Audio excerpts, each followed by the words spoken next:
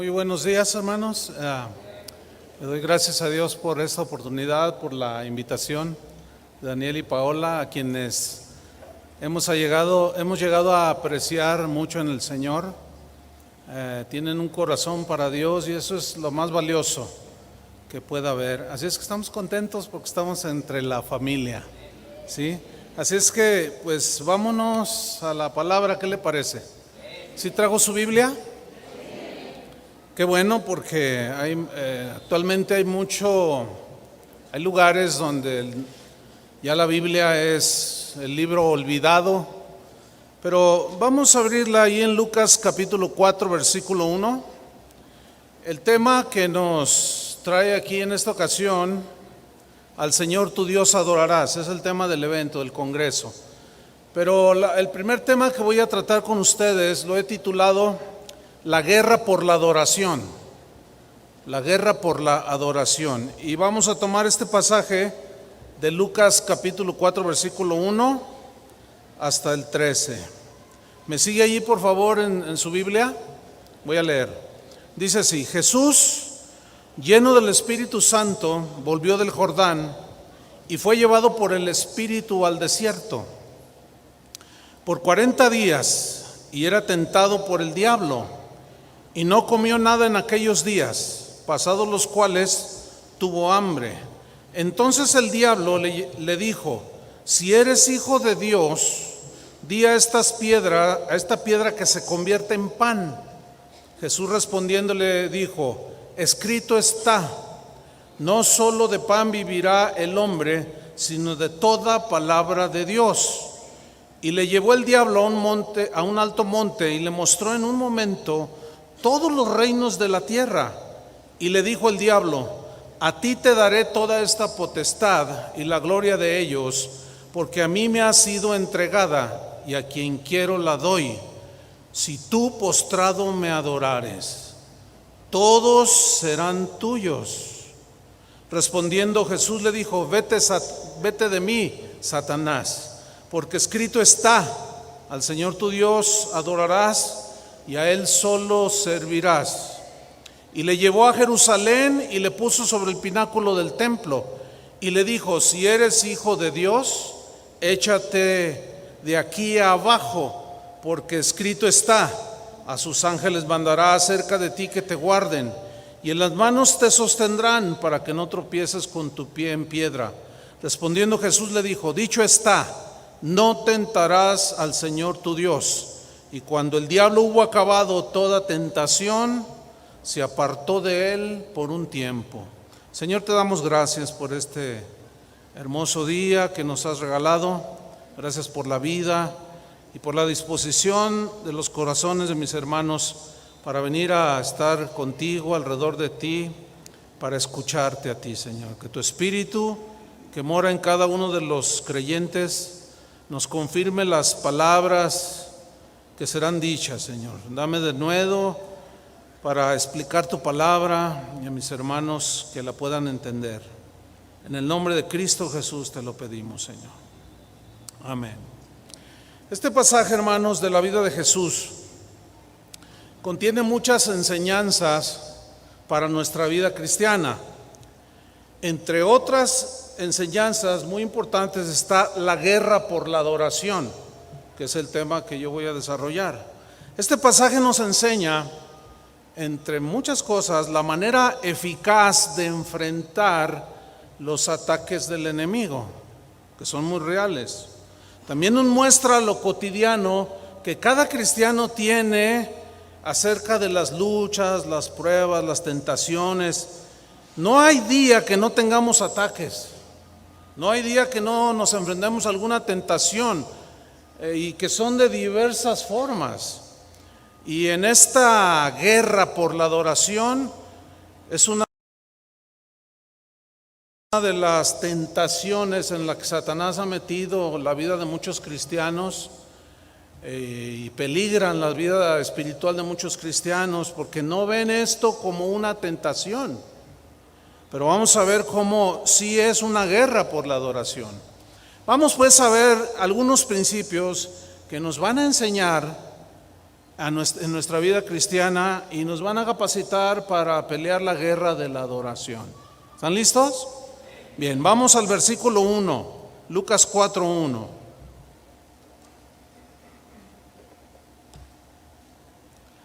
Dice así, dice que Jesús, lleno del Espíritu Santo, y quiero subrayar esa frase, lleno del Espíritu Santo, volvió del Jordán y fue llevado por el Espíritu al desierto. Aquí la frase donde dice que Jesús lleno del Espíritu Santo, en griego hay una palabra que se traduce por lleno, y esa es muy importante que nosotros la estudiemos, aunque sea, pues básicamente, ¿no? Y la palabra lleno habla de algo que se llena hasta el tope, pero la idea es que en este caso una persona es llena del Espíritu Santo, y la idea es de que de que lo que estamos llenos por dentro, en nuestro corazón.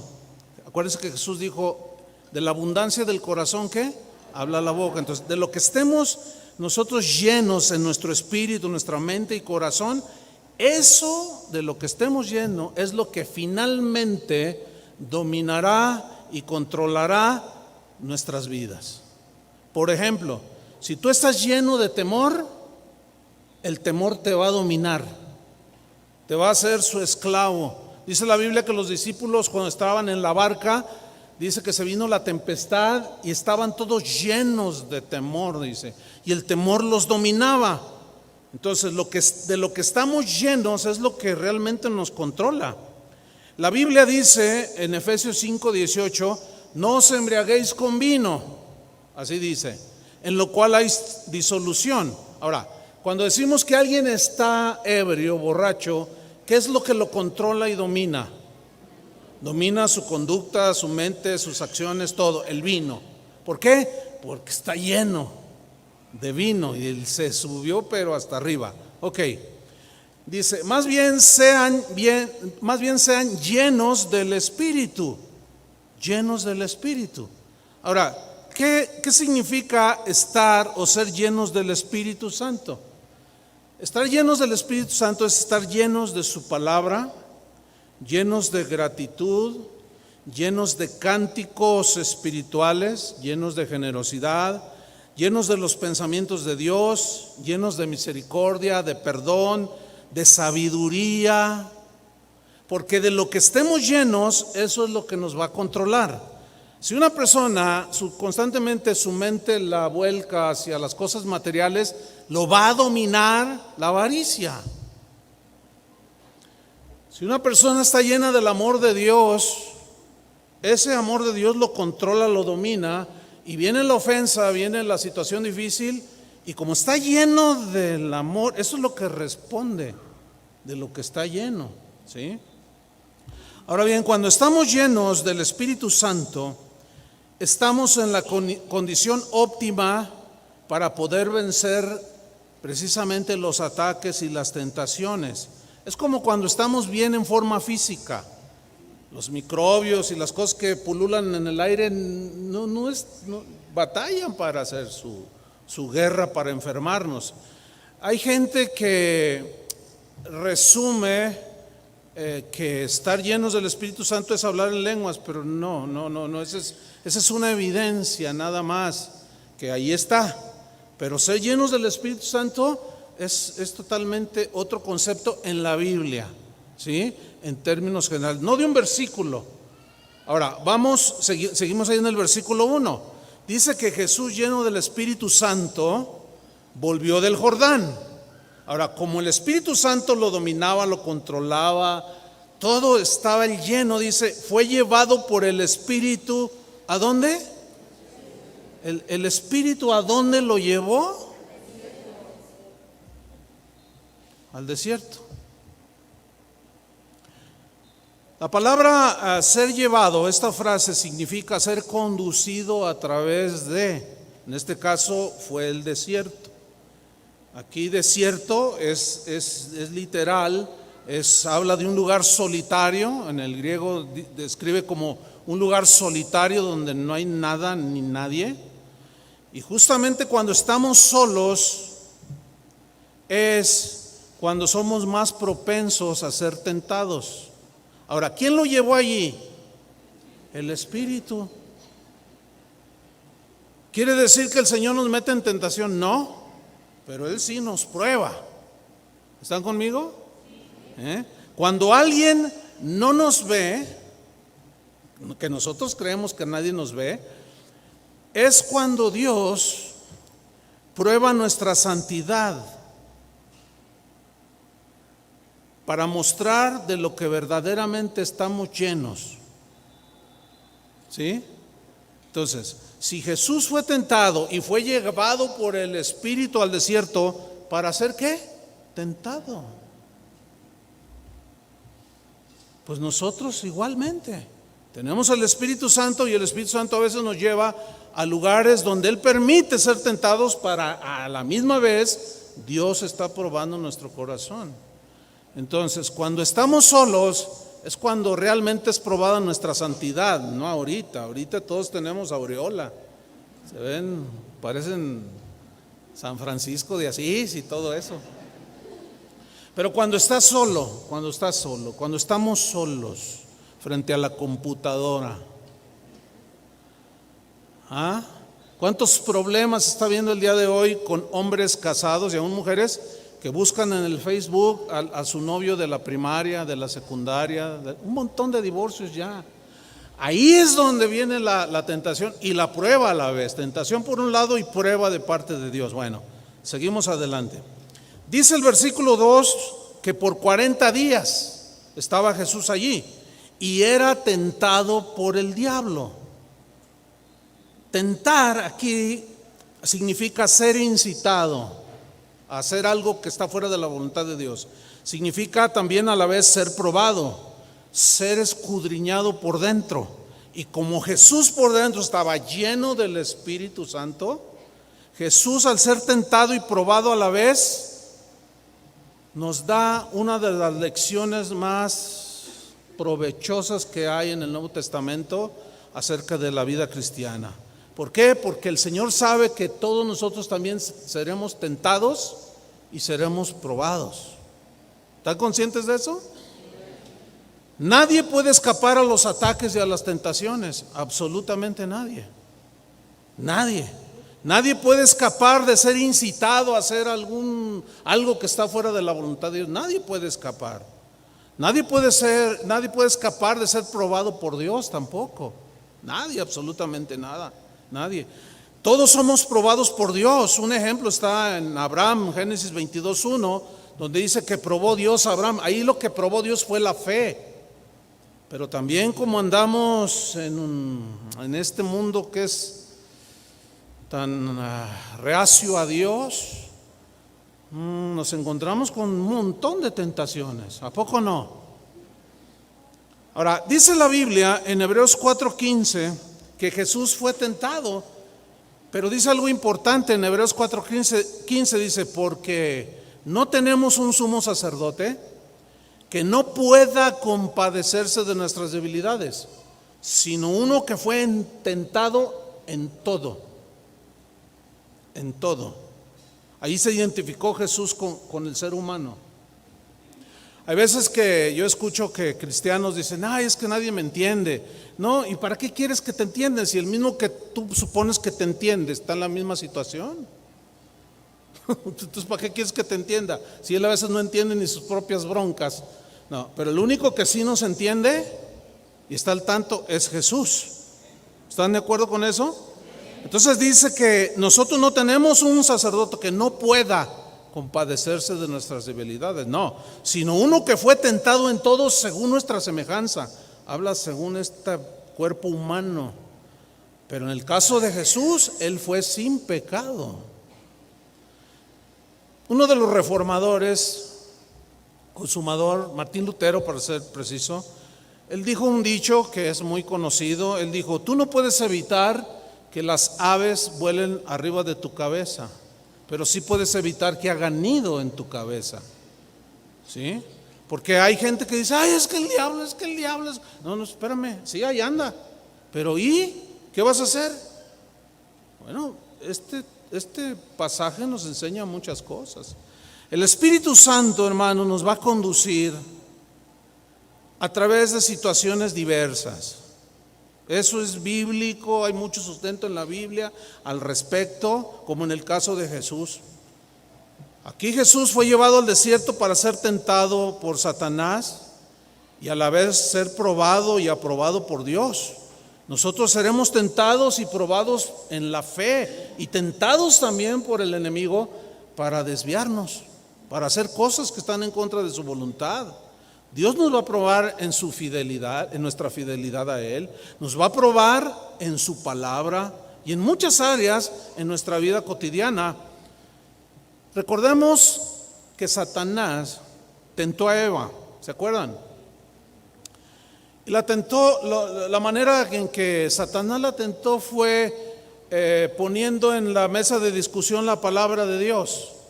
Le dijo, con que Dios os ha dicho no comas del árbol. Ella dijo, sí. Dice, porque dijo que nos morimos si comemos. Y Satanás le dice, no te mueres. Entonces ahí ya empieza la guerra, ¿sí? Que es de argumentos, de ideas. Dios dijo, si comes, desobedeces, te mueres. Y el diablo dice, si comes y desobedeces, no te mueres. El asunto está, ¿a quién nosotros le vamos a hacer caso? Bueno, suena bien obvio en el caso de nosotros que le hacemos caso a Dios, ¿cierto? Pero ¿por qué Eva no lo hizo? Porque la engañó. Dice Pablo a los Corintios que la mujer, siendo engañada, la engañó, le mintió y ella creyó el engaño. Hermanos, la misma argucia sigue siendo usada por Satanás, el engaño. Dice pues que era tentado por el diablo, seguimos ahí en Lucas 4:2, y dice que no comió nada en aquellos días. ¿Cuántos días fueron? 40 días. Pasados los cuales viene una reacción natural, tuvo hambre. Y aquí encontramos la primera exposición a una tentación. El primer ardid que Satanás se propuso fue persuadir a nuestro Señor Jesús a que desconfiase del cuidado de su Padre. ¿Por qué? Miren, el tentador le dijo a Jesús, así parafraseando, ¿no?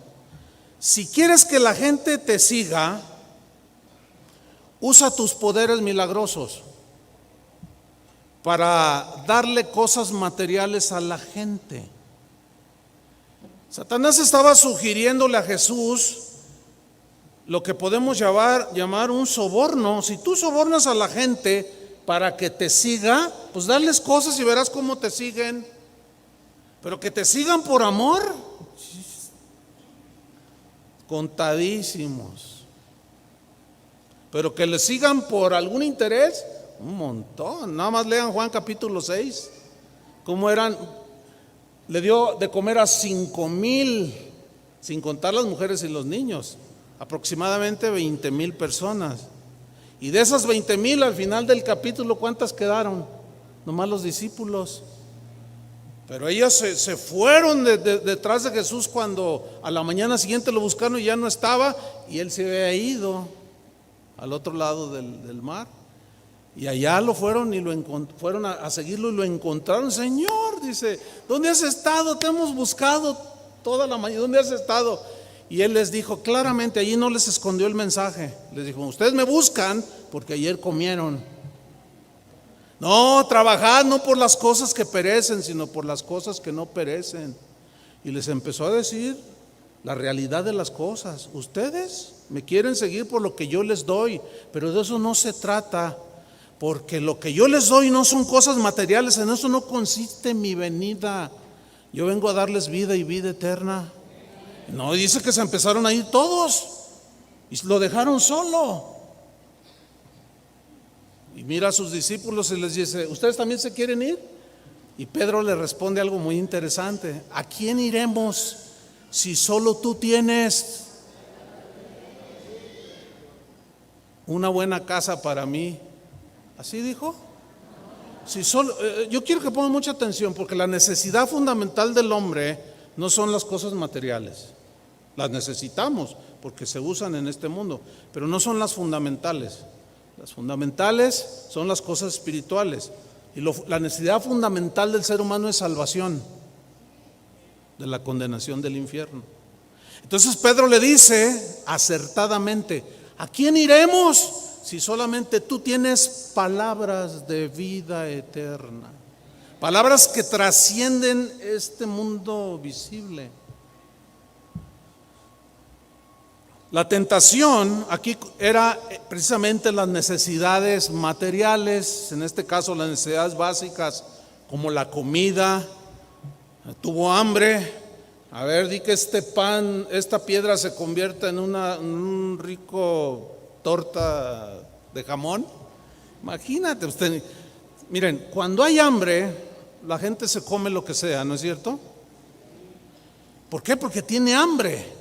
Entonces, aquí la tentación básicamente era en algo que es necesario para la vida humana: la comida, el vestido, el techo. Son necesidades básicas de todos los seres humanos, y allí hay, precisamente en esa área, hay infinidad de tentaciones que nosotros los cristianos debemos de saber discernir cuando es una tentación o es algo que viene de Dios, o viceversa, si viene de Dios o es una tentación. Por mente, cosa natural, deducimos que si, por ejemplo, a mí me regalan un auto nuevo, mi mente lo primero que hace es deducir que es una bendición de Dios. Pero no siempre, porque ¿qué tal si el que me lo quiere dar quiere sobornarme a mí? Y ahí esa es una tentación. Si yo lo recibo, ya estoy en una situación vulnerable a la voluntad de aquel que me está dando un beneficio material. ¿Me estoy explicando? Entonces, lo que aparentemente puede ser una bendición, en realidad el origen es una tentación. Bueno, no podemos hablar mucho más. Yo desarrollé toda una serie de 20 y tantos temas sobre el tema de la tentación, que está ahí en la página si quieren más información. No puedo hablar más acerca de esto. Ahora, hay una pregunta aquí: ¿qué es lo que buscan todas las personas? Pues lo fundamental, ¿no? Las cosas básicas. Y el no obtener las cosas fundamentales, pues es un campo propicio para la tentación. Tentación para obtenerlas a como dé lugar. Ese es el problema, a como dé lugar. Y es ahí donde muchas veces caemos en la tentación. Pero ¿se acuerdan que Jesús dijo al respecto lo siguiente? Mirad las aves del cielo, que no trabajan ni hilan. Mirad las flores del campo. Dios alimenta a las aves, a las flores del campo las vistió con una belleza maravillosa. Dice: ustedes tienen más valor que las aves.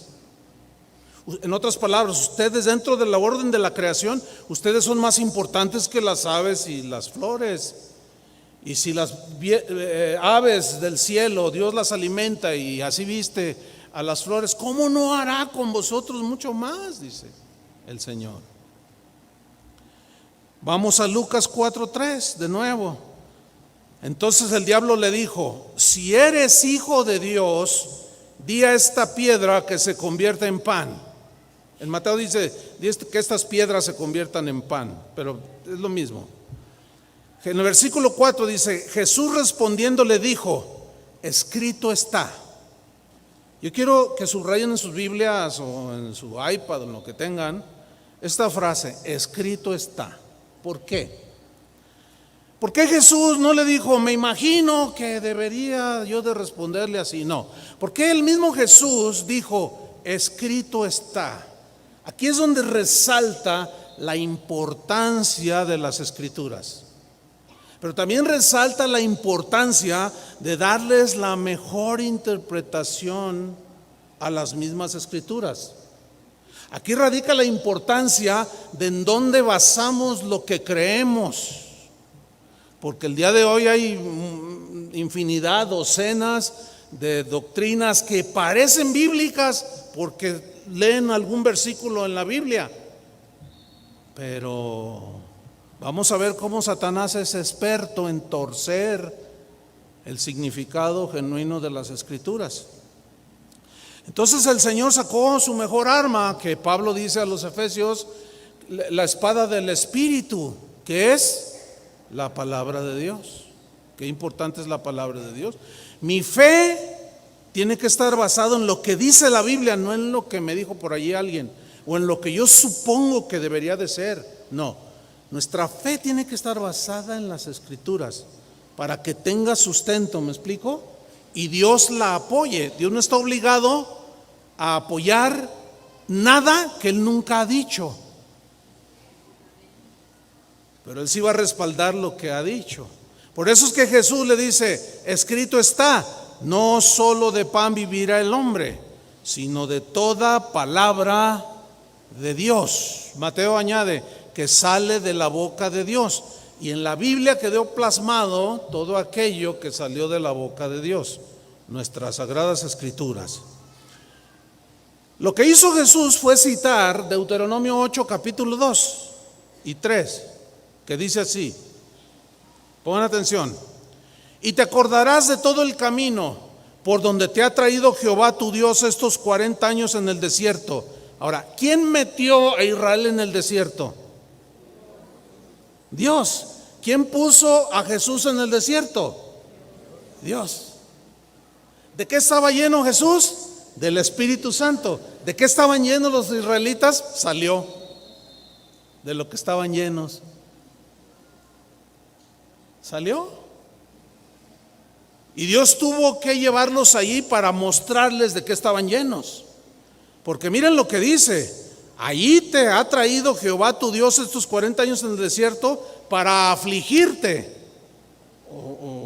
Aquí aflicción tiene que ver con las situaciones difíciles que nos afligen. A veces son necesidades, a veces son desánimos, qué sé yo. Ahora, fíjense lo que dice aquí, lo estamos leyendo, no estamos inventando.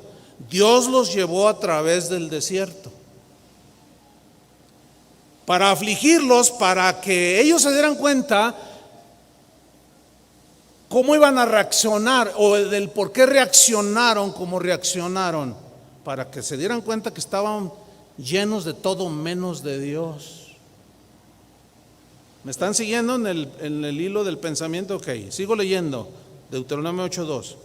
Para afligirte, para probarte, para saber lo que había en tu corazón. Ahí está. ¿Para qué Dios permite una tentación o una prueba? Para ver lo que está.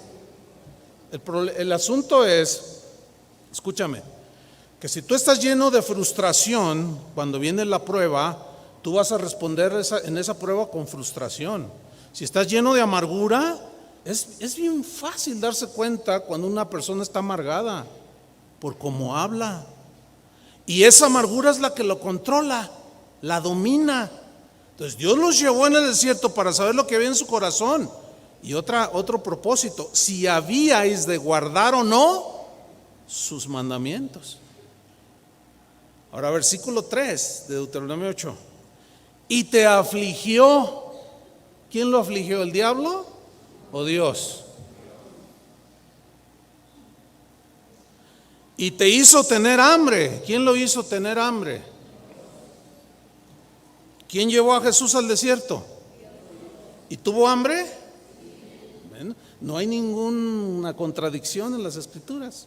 Es claro. Dios es el que guía nuestras vidas para perfeccionarnos, es decir, para sacar lo que es nuestro corazón, transformarnos. Desgraciadamente a los cristianos de hoy no se les enseñan estas cosas, nada más se les enseña a cómo tener las cosas de esta tierra y a cómo andar en victoria, sí, pero para andar en victoria tienes que enfrentar una lucha, ¿no? Y esa guerra no se pelea como se le enseña hoy a los cristianos.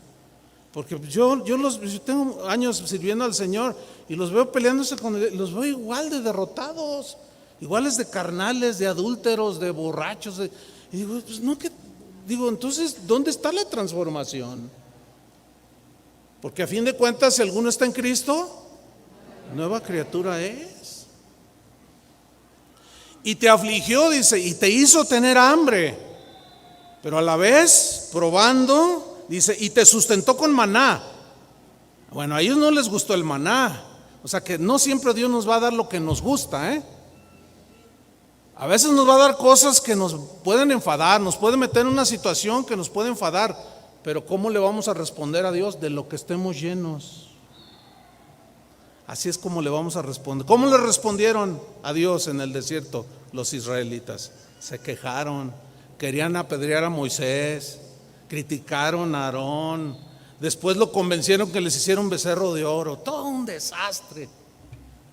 Bueno, sigamos leyendo. Te sustentó con maná, comida que no conocías tú, ni tus padres la habían conocido. Oiga, imagínense que del cielo les caía diario su maná, eso es algo maravilloso, ¿no? Pero se enfadaron, no les gustó. Ellos querían pepinos y ajos y cebollas, y uno que otro pedía jícamas.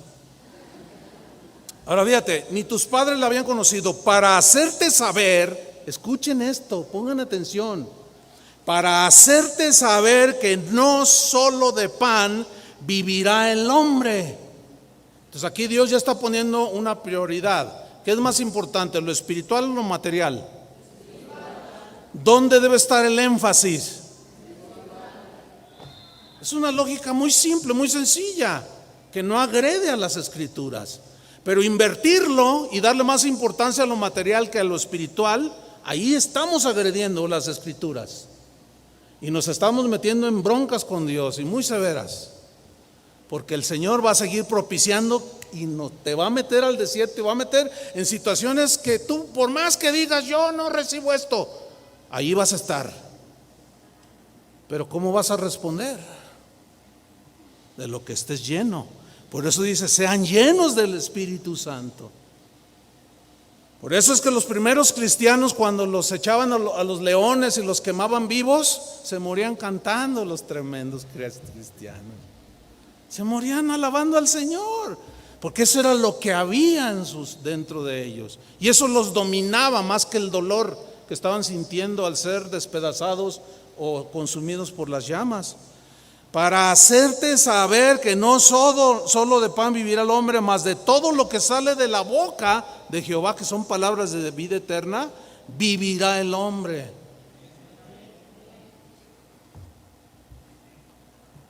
Jesús citó este versículo cuando Satanás lo tentó. Y Jesús lo citó para mostrarnos que muchas personas piensan erróneamente que la vida consiste solo en satisfacer las necesidades básicas o materiales. La gente piensa que si puede ganar dinero suficiente para vestirse, comer o divertirse, ellos piensan y resumen que están viviendo la buena vida.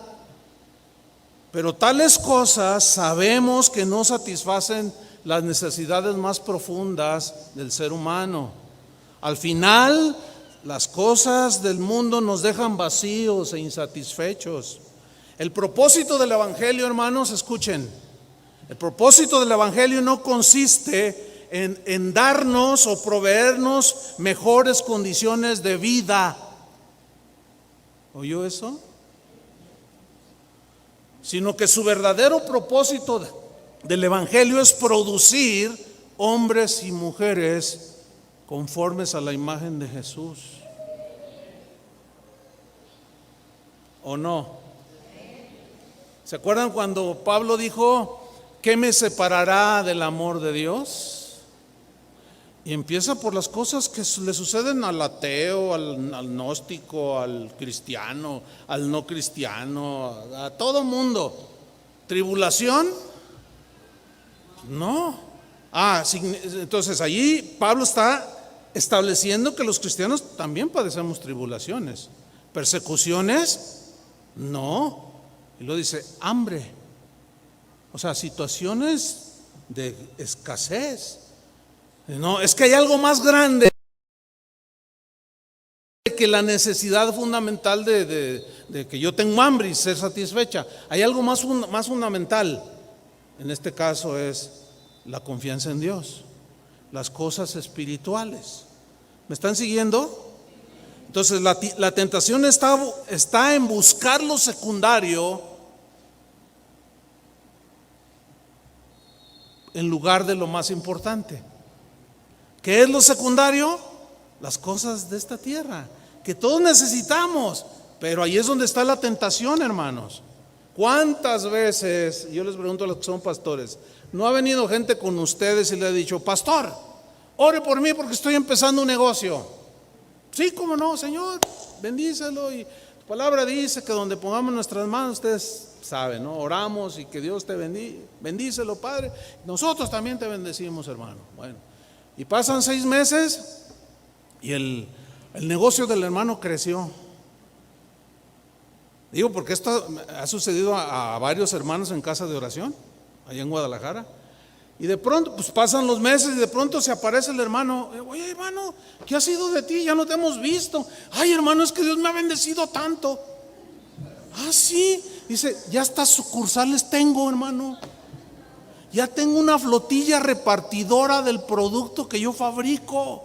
Me estoy extendiendo hasta la Ciudad de México, estoy yendo a Monterrey. No, mira, pastor, el Señor me ha bendecido tremendamente. Oye, a ver. ¿Y tu vida espiritual? ¿Y tu esposa y tus hijos? ¿Y el Señor? Bueno, el Señor comprende. Además, Él me dio el negocio. ¿Creen que eso viene de Dios? Yo no tengo dudas que Dios quiere lo mejor para nosotros. El problema es que hay otro que quiere otras cosas y que nos mete en engaño. Y es donde está la guerra, y es donde está la lucha. Porque Jesús dijo: la vida es más que la comida y el cuerpo es más que el vestido. ¿Sí o no lo dijo Él? También Él dijo: trabajad no por la comida que perece, sino por la comida que a vida eterna permanece. O sea, esto no significa que no trabajes, sino que nuestro énfasis está en las cosas espirituales. Dice: la comida que a vida eterna permanece, la cual el Hijo del Hombre os dará,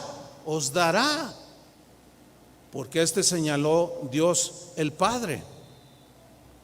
¿Se acuerdan que Jesús también dijo en el Evangelio de Mateo que la vida del hombre no consiste en la abundancia de los bienes que posee?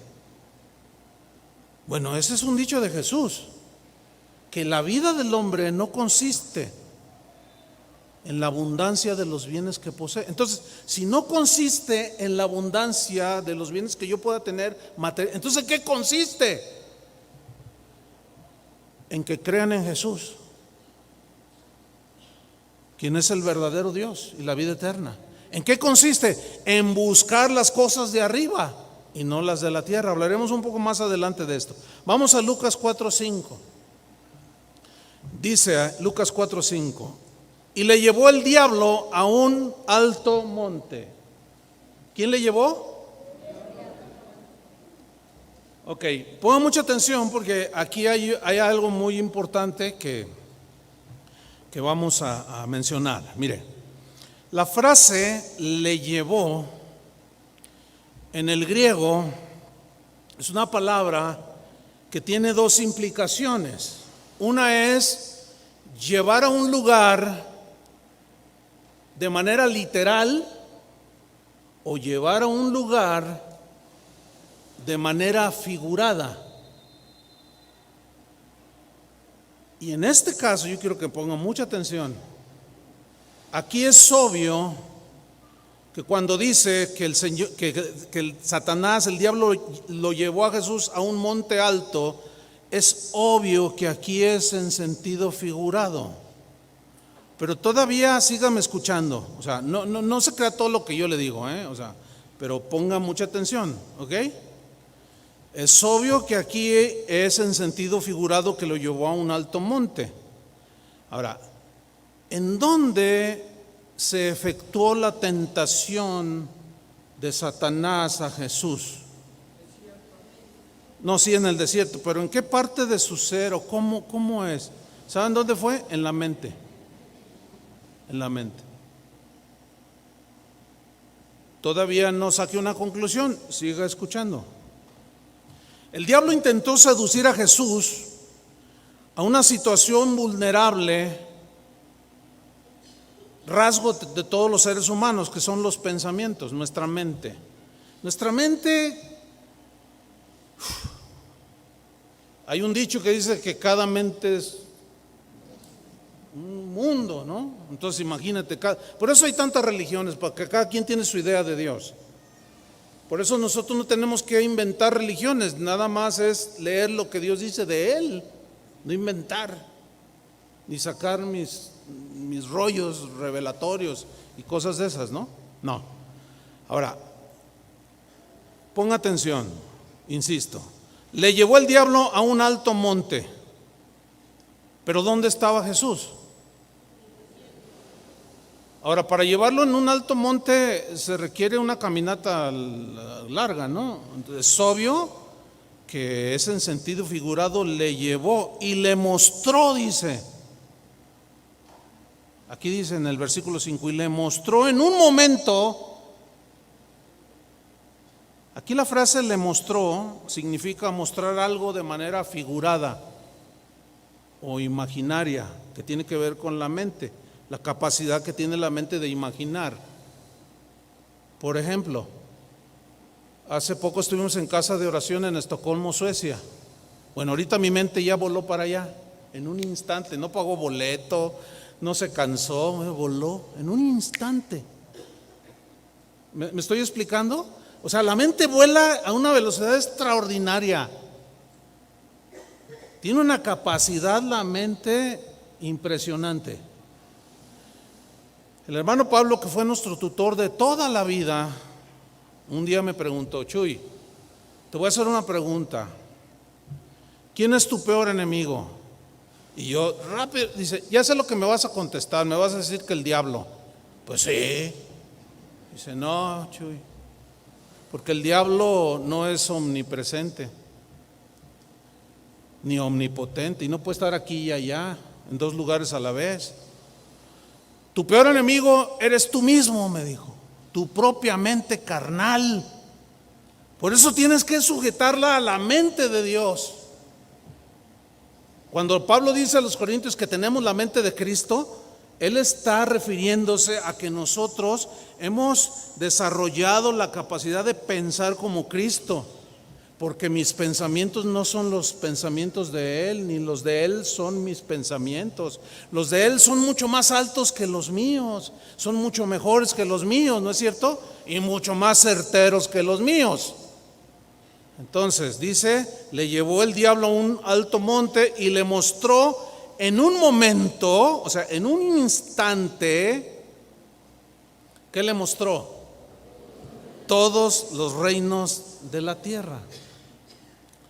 El mismo contexto en el mismo versículo nos da la razón en la interpretación de que era algo figurado en la mente. ¿Cómo usted cree que se planea un robo a un banco? Así nada más va pasando alguien y dice, manos arriba. No, la mente tiene que estar trabajando. ¿Quién es el enemigo de nuestras almas? Satanás. Y nosotros mismos. Pablo le dijo a Timoteo, cuídate de ti mismo y de la doctrina. Entonces, qué importante es cuidar qué pienso yo y qué piensa Dios. Entonces, yo no puedo venir a decirles mis pensamientos, porque Dios me reprobaría. Yo nada más vengo a decirles los pensamientos de Dios. Trato de cuidarme a mí mismo en este caso y de la doctrina, porque haciendo esto te salvarás a ti mismo y a los que te oyeren. Qué importante entonces es que el que enseña entienda que debe ser la palabra de Dios, y el que oye también discierna que es la palabra de Dios la que le están diciendo, porque hay mucha ingenuidad en los cristianos de hoy y creen todo lo que les dicen, y ese es un grave error. Ahora, sigo aquí En un momento, en un instante, le mostró todos los reinos de la tierra. La palabra reinos aquí, basileia en el griego, habla de lugares donde hay, por ejemplo, un rey, que un rey es soberano y tiene dominio sobre ese terreno, ¿sí? Pero también habla de independencia. Por ejemplo, México es independiente, pero a la vez es soberano. Se gobierna a sí mismo, pero es independiente de otras naciones, en fin. Pero también habla la palabra reino aquí del poder económico que genera un reino. Fíjese qué interesante. Dice aquí pues que el diablo le mostró, le hizo pasar pensamientos que son inevitables. Porque hay cristianos que dicen, pastor, yo a veces pienso cosas bien feas, y no sé qué hacer. ¿Usted tiene de esos pensamientos? Sí. Y se asustan, piensan que uno no tiene. Si Jesús le pasaron por ahí. Ahí vino la tentación. Entonces, fíjate, el diablo le mostró en su mente lo deslumbrante, lo llamativo y lo atractivo del mundo, de los reinos del mundo, la capacidad económica que genera cada reino, ¿sí? El sistema de vida que llevan los habitantes de ese reino.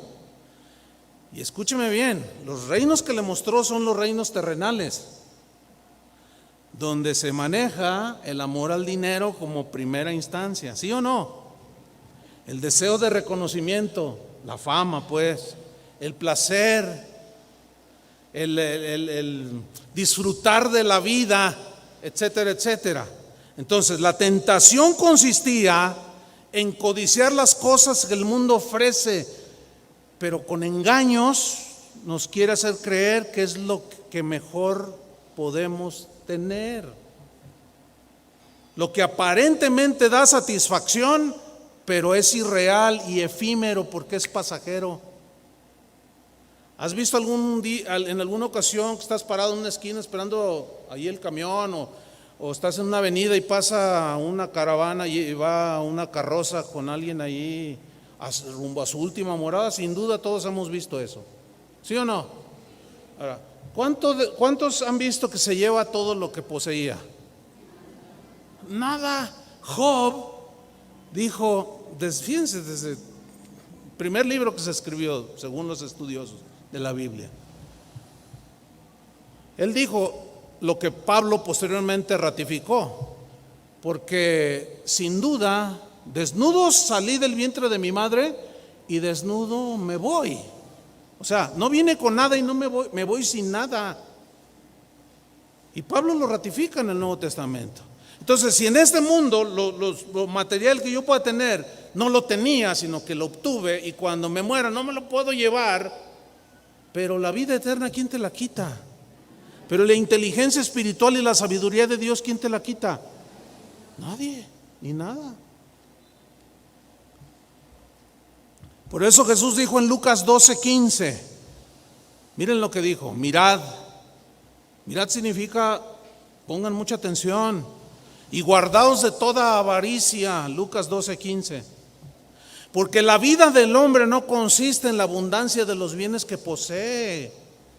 También les refirió una parábola, o sea, un ejemplo para ilustrar esa verdad, diciendo,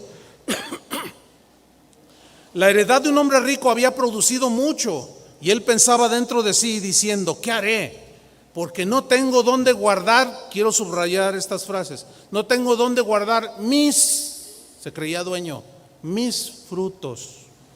Y dijo, esto haré, derribaré mis graneros y los edificaré mayores, y allí guardaré todos mis frutos y mis bienes. Y le diré a mi alma, muchos bienes tienes guardados para muchos años, repósate, come, bebe, regocíjate. Pero Dios le dijo, necio, esta noche vienen a pedirte tu alma, y lo que has provisto, ¿de quién será? Así es el que hace para sí tesoro y no es rico para con Dios. Qué verdades, ¿verdad? Ahora volvamos a Lucas 4:6, porque seguimos ahí en el pasaje cuando el Espíritu llevó a Jesús al desierto. Lucas 4:6. Y le dijo el diablo: a ti te daré toda esta potestad. Fíjate, a ti te daré, te lo voy a dar, dice, toda esta potestad o posesión y la gloria de ellos, de los reinos de este mundo. Aquí la palabra gloria tiene que ver con gloria aparente, gloria irreal e incierta. Dice Satanás: porque a mí me ha sido entregada. En el griego se lee transmitida. O sea, cuando el hombre desobedeció a Dios, dejó el dominio y dejó la posesión aún de las cosas, no solo la vida eterna o no solo las cosas materiales, sino todo lo que estaba a su alrededor. Y Satanás se apropió de ella. Y luego dice: y a quien quiero la doy. Bueno, aquí podemos entender que Satanás tiene potestad de dar estas cosas a quien él la quiere, ¿no? O se las ofrece a quien él quiere, porque él es el que tiene el dominio. Dice 1 Juan 5:19 que sabemos que somos de Dios y que el mundo entero está bajo el maligno. Hay un dominio, sí, hay un reino, el reino de las tinieblas. Pero nosotros no vivimos en el reino de las tinieblas, ¿verdad que no? Nosotros vivimos en el reino de la luz. A nosotros nos gobierna un rey que es Jesús. Y las leyes del reino es la palabra de Dios, ¿cierto? Ok. Y está el otro reinando en los corazones de los que no pertenecen al reino de Dios. Y les da lo que quiere. Y ellos lo reciben y viven así. El asunto está en que Satanás nos quiere dar, o mejor dicho, nos ofrece lo que les ofrece a los que están bajo su reino. Ahora, sigamos leyendo. Allí en Juan 14:30, donde Jesús dice: no hablaré ya mucho con vosotros, porque viene el príncipe de este mundo y él nada tiene en mí. Entonces aquí, si nosotros nos quedamos aquí y no vemos el panorama general de la Biblia, se puede deducir una doctrina que está engañando a muchos cristianos el día de hoy. Hay un texto, no tengo tiempo para explicarlo, a lo mejor en alguna ocasión habrá porque no es el tema, pero hay un versículo en Mateo donde dice que el reino de Dios sufre violencia, ¿verdad? Y los violentos lo arrebatan. Bueno, si de verdad usted quiere saber el verdadero significado del versículo, no crea lo que dice nadie. Le voy a dar un consejo de lo que usted debe de hacer. Investigue por usted mismo, con herramientas como diccionarios. Hay un libro que yo les recomiendo, hermanos, que es escrito por un erudito en las escrituras, y este libro se llama El contexto del Nuevo Testamento, pero en el sentido cultural, porque muchas cosas en la Biblia fueron dadas en el contexto cultural de la gente de hace 2000 años o 3000. Y hay muchos dichos en la Biblia que nosotros nunca los vamos a entender si no somos aplicados en el estudio y nos metemos ahí.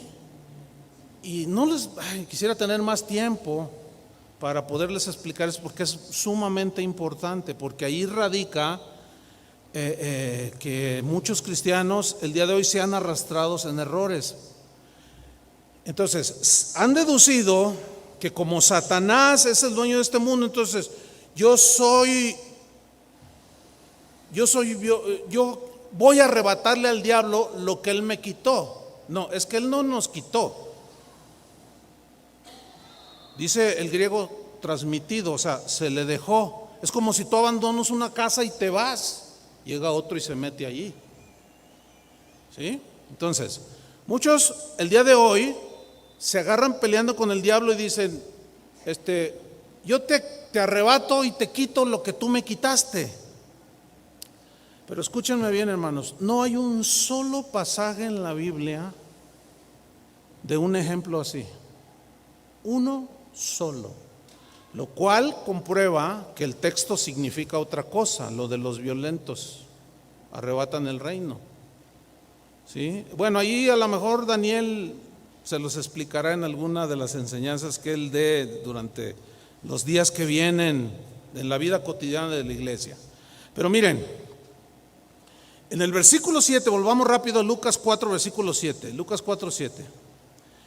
Satanás le ofrece todos los reinos del mundo, la gloria de ellos, y le dice en el versículo 7, si tú postrado me adorares. O sea, la condición para que el diablo les dé es, si tú postrado me adorares, dice, todos serán tuyos, todos estos reinos de la tierra. Ahora, ¿quién es el dueño de todo el universo? Entonces, sí, fíjate, domina el diablo en las vidas de aquellos que no tienen a Dios. Pero yo te pregunto, ¿a ti te domina el diablo? Y todo buena dádiva y don perfecto, ¿de dónde viene? Yo no tengo que andarle quitando al diablo nada que Dios me da.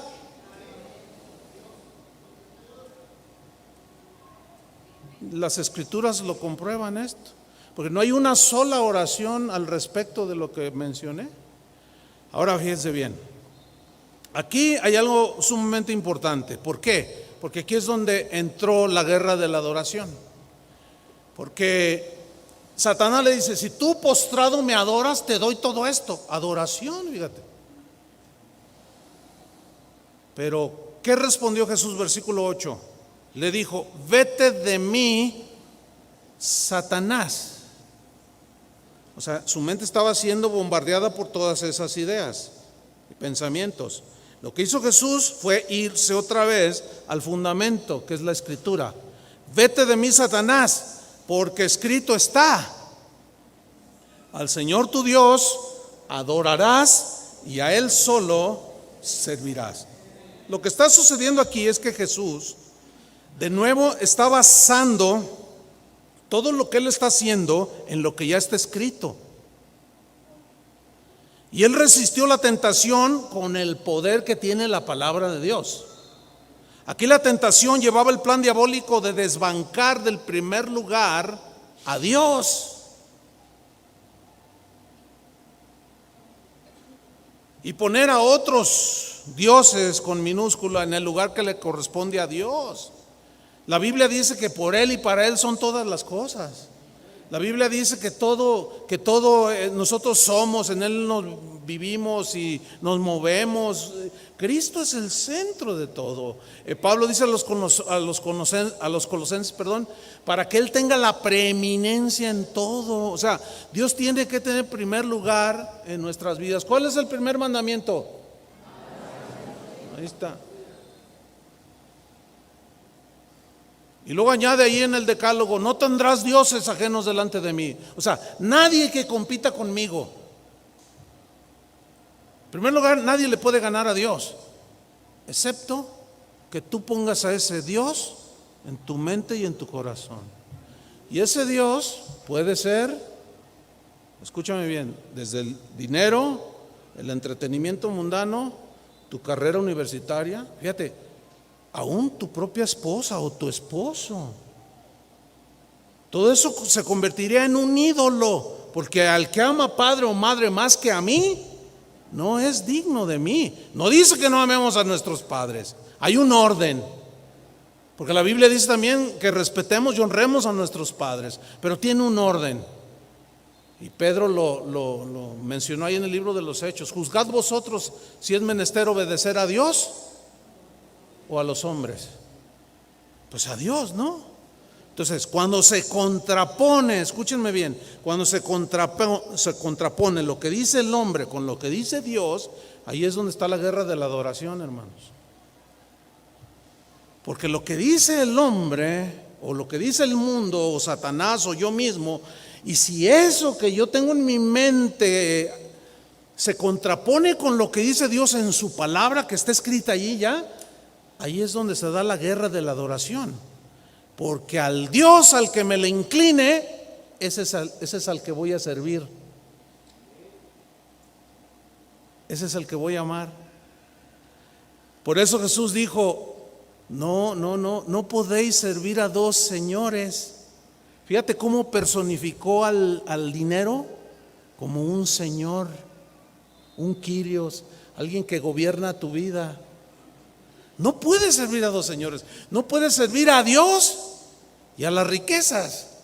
Aunque las riquezas en su medida las necesitamos para pagar el metro, comprar gasolina, comprar comida, ¿sí o no? Pero no es lo primordial. Y ahí es donde se da la guerra de adoración. Y ahí es donde muchas iglesias completas, enteras, han perdido esa guerra, porque se han postrado ante el Dios del materialismo. Y toda su doctrina, toda su enseñanza va enfocada a la obtención de las cosas materiales que este mundo ofrece. Y tienen en el trono, en lugar de al Dios que nos dio la vida, tienen el Dios bienestar. ¿Entiende? Entonces, cuando algún cristiano escucha el orden de prioridades, como estoy tratando de plasmarla, que sea clara, cuando algún cristiano escucha esto, pero sus órdenes están invertidos, ahí es donde está la guerra. No, es que Cristo murió por mí en el Calvario para darme muchas cosas materiales. ¿Dónde dice? Eso no dice la Biblia.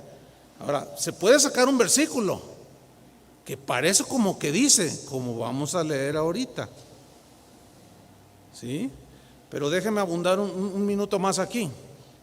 Mire, Satanás ha engañado, haciendo caer a millones de cristianos en la tentación de buscar lo que el mundo ofrece. No hay duda en eso.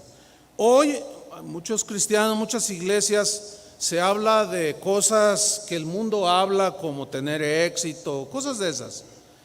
Y según ellos entienden que estas son las bendiciones de Dios, cuando en la mayoría de los casos lo que ha sucedido allí es que han caído en la tentación de Satanás y se están postrando delante de él. Suena bien fuerte, pero es real, porque es a lo que están sirviendo. Esa es su razón de existir, esa es su razón de ir a una iglesia. ¿Qué? Que yo mejore mi trabajo, mi negocio y mi posición económica. Y allí ya cedieron a la tentación de Satanás. Colosenses 3:1 es muy claro. Dice, si pues habéis resucitado con Cristo, fíjate, si pues sabéis, o sea, si en verdad has resucitado, eres una nueva criatura, buscad las cosas de arriba, donde está Cristo sentado a la diestra de Dios. Poned la mira en las cosas de arriba y no en las de la tierra. ¿Les parece claro esto? Es sumamente claro el mensaje de la Biblia al respecto. Entonces, ¿qué ha sucedido? En la guerra de la adoración, muchos han sucumbido. Y tenemos que mantenernos, hermanos. ¿Sí? Y decir como Pablo cuando se presentara la situación: ¿qué me separará del amor de Dios? Pues tribulación o hambre, persecución, peligro, espada, lo que sea, nada me podrá separar del amor de Dios que es en Cristo Jesús. O como decía Pablo, he aprendido a tener abundancia y he aprendido a tener escasez. Por todo estoy enseñado. Todo lo puedo en Cristo que me fortalece. Entonces ahí ya le estamos dando la gloria a Dios. ¿Por qué? Porque estamos, y es un acto de adoración profundo, La obediencia es el acto de adoración más profundo que un cristiano pueda dar. Sobre el tema de adoración hay mucho que decir, pero yo estoy tratando de sintetizar verdades que pueden ser pues explicadas posteriormente. Pero vámonos sobre el final, tenemos que terminar esta enseñanza. En el versículo 9, ahí encontramos la tercera tentación, que fue persuadir a Jesús a que cometiera un acto de orgullo espiritual. Y miren lo que sucedió aquí, pongan mucha atención. Y le llevó a Jerusalén. ¿Quién le llevó? El diablo. Ahora, ¿fue literal o imaginario? Imaginario, porque él estaba en el desierto. Pongan atención. Y le llevó a Jerusalén y le puso sobre el pináculo del templo. O sea, si fuera literal, pues miren, en primer lugar en el templo había guardias, los guardias del templo, que no iban a permitir que Jesús escalara el pináculo del templo. Así de simple, lo bajaban, no permitían. Además era prácticamente imposible escalarlo. Entonces se entiende que era algo imaginario. Además de que el pináculo del templo, si usted estudia un poquito más, ahí vemos cómo se unían el pórtico de Salomón y el pórtico real, así se conocía. Y desde allí dicen los libros que narran aquellas situaciones, dice que había una caída de 150 metros hasta el fondo del valle del torrente de Cedrón, lo cual nos vuelve a confirmar de que fue algo acá arriba. Cuando una persona se suicida, ¿dónde empieza el rollo, el asunto, la guerra, la lucha? Acá, en la mente. Entonces mira lo que le está diciendo, le llevó y lo puso sobre el pináculo ahí del templo.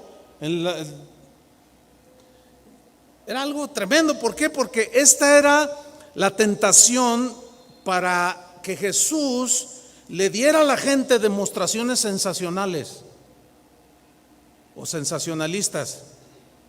Pero hermanos, nosotros no debemos de hacer experimentos insensatos con el poder de Dios. Con ese no se juega, hermanos, ni para hacer exhibiciones, ni mucho menos. Jesús rechazó impresionar a la gente. Jesús rechazó ser un sensacionalista. Jesús sabía que el sensacionalismo no podía transformar a nadie. Eso solamente emocionaba a los presentes y no les daba salvación. Lo que da salvación es las palabras de vida eterna. Con esto no estoy negando los milagros, yo creo en milagros. En otras palabras, Satanás le dijo a Jesús: demuéstrales que tienes poder. Eso es lo que quiere la gente, poder milagroso. Y sin duda, si tú se los demuestras, ellos te van a seguir. Y ahora a continuación, y para finalizar en Lucas 4:10,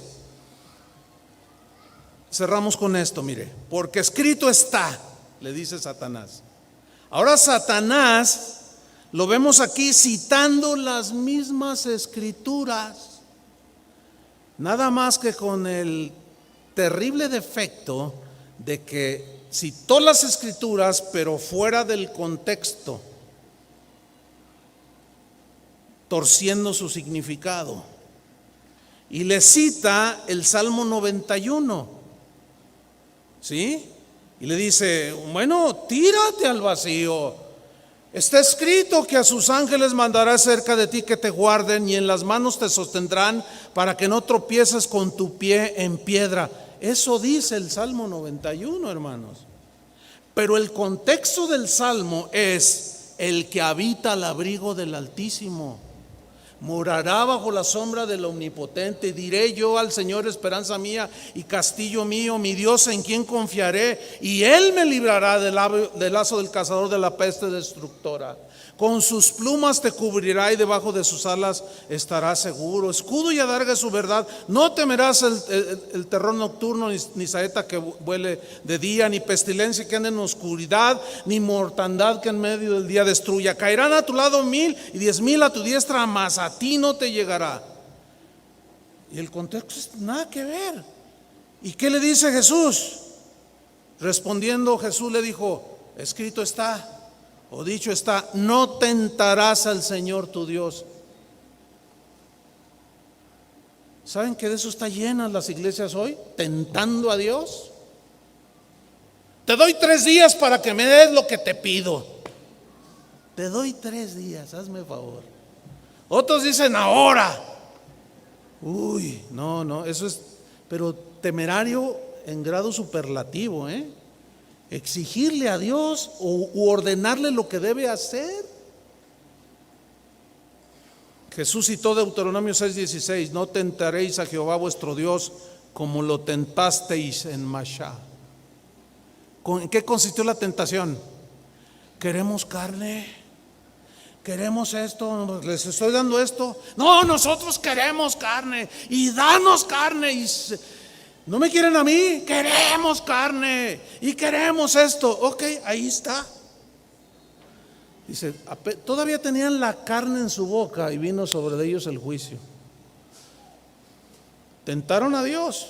Lo peor que le puede pasar a un cristiano en semejante engaño doctrinal es que de tanto que le gritan y le exigen y le piden, y Dios diga, entonces no me quieres a mí, que soy el dador de la vida. No, yo quiero esto. Lo peor que te puede pasar es que Él te lo dé, porque es inmediato que viene el juicio. A Dios se le pide, no se le exige. A Dios se le cree. Si me lo da, bueno, y si no, sigue siendo Dios y yo sigo siendo criatura. Dice el versículo 13 y final: cuando el diablo hubo acabado toda tentación, se apartó de él por un tiempo. Por un tiempo, hermanos, pero la lucha continúa. La lucha por la adoración. Oremos. Señor, te damos gracias. Te damos gracias, Señor, porque tu palabra es muy clara de que tú debes ser el objeto de nuestra adoración, que tú debes de ser nuestra motivación, la razón de vivir, la razón de existir, porque nuestras vidas, Señor, no consisten en la abundancia de los bienes que lleguemos a poseer, sino en ser llenos del Espíritu, llenos de frutos de justicia, llenos del conocimiento de tu voluntad, Señor, para que ese conocimiento domine nuestras vidas, que ese conocimiento gobierne nuestros corazones. Y entonces nosotros, de esa manera, nos mantenemos en la posición que se mantuvieron todos los creyentes a través de la historia. Ellos nunca adoraron las cosas visibles, sino al invisible. Nunca adoraron las añadiduras o las cosas, sino al dador de las cosas.